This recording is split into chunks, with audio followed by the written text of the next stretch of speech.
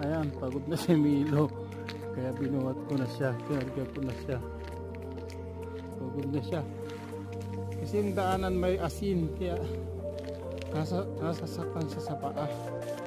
Kaya ayaw maglakad. Ayan, nagpakarga siya. Oh, ito na siya. Oh, ang pa siyang baby. Milo, say hi. Hi, say hi kamo. Hi kamo. Good evening kamo. Ito, para ko siyang baby. Oh, bunso ko to, bunso namin. Oh, oh, yan. Gusto mo siyang karga. Oh, say Milo, kayo, hi.